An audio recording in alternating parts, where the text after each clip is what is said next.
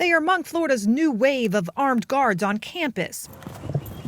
But as part of a recent investigation examining school guardians' impact on shielding students from gun violence, we discovered what's also being protected are details of guardians who do wrong.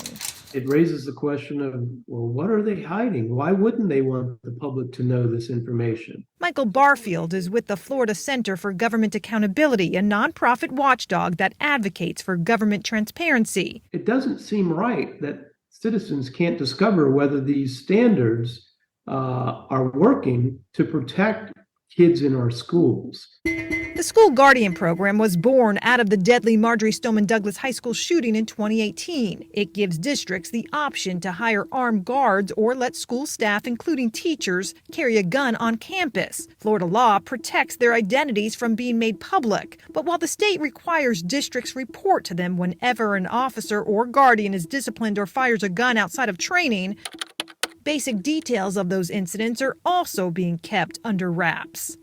According to Florida's Department of Education, about 100 of these reports have been filed since 2020. But despite multiple requests for incident details, the agency refuses to provide us those records, telling us they're confidential and exempt from public disclosure, claiming the records are an integral part of the plan to secure the physical school building. The exemption for security plans does not apply to discipline of officers or school safety officers. When we contacted school districts, most also refused to release any details. Some told us the state directed them not to. If it was my decision, I would disclose it because I see no reason why that information can't be disclosed. Pinellas County Sheriff Bob Gualtieri leads the Marjory Stoneman Douglas Public Safety Commission, which first urged the state to adopt the School Guardian program. Transparency is a good thing in my view. That's the way I operate. Parents need to know the good, the bad, and the ugly. Ken Trump is an Ohio-based school safety consultant. They need to know what's working well and the success stories.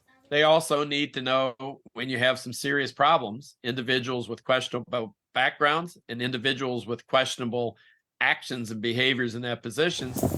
But the Sunshine State is keeping parents in the dark instead. We're going backwards instead of forward on transparency, and I don't understand that. And in details provided to us by just a few school districts, guardians have faced discipline after being charged with sexual battery on a student. A few were fired after leaving campus during their shifts.